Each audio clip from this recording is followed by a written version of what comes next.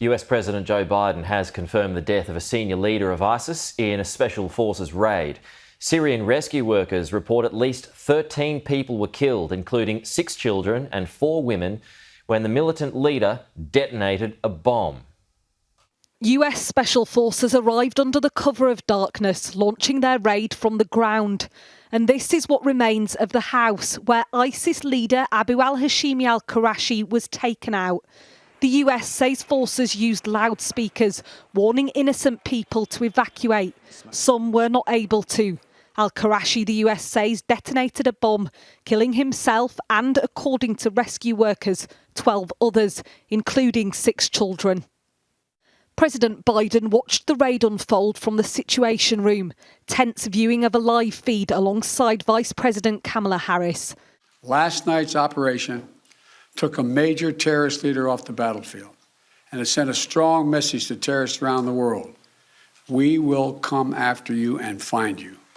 Joe, Russia says it's not going in. Ukraine says it's not going in. So what's this all about? Good morning, Pete.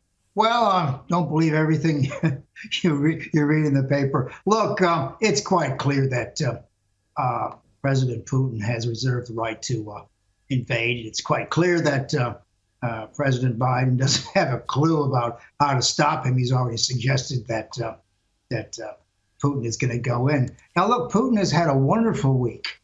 No one's objected to his putting troops in Belarus, which, by the way, borders on 4 NATO nations. And we've seen Germany literally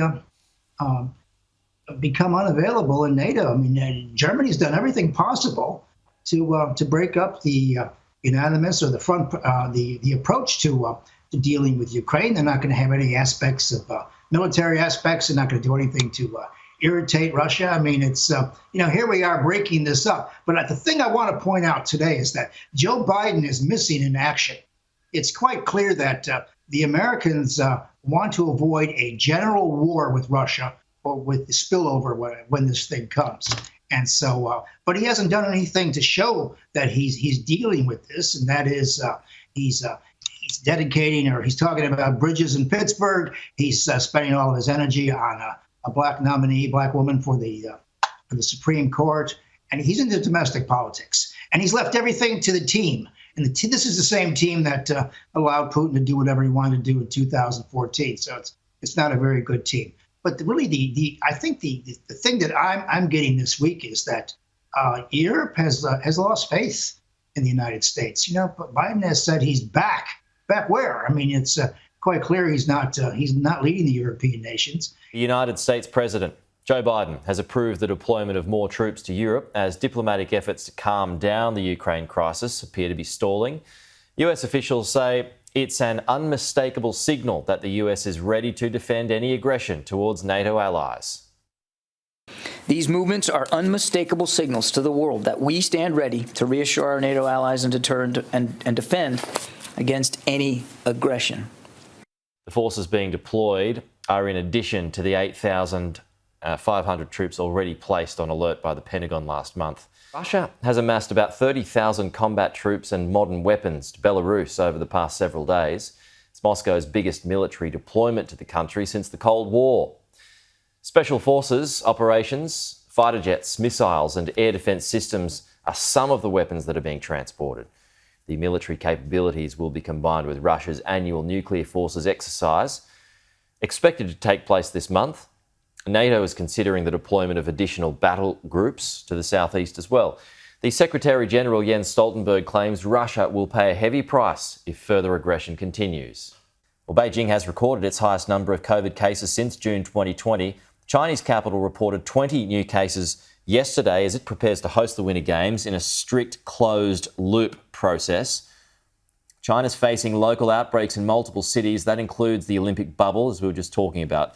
Lunar New Year will provide new challenges as millions visit and travel around China as well. British Prime Minister Boris Johnson and his Ukrainian counterpart have warned that any further Russian incursion in Ukraine would be a massive strategic mistake.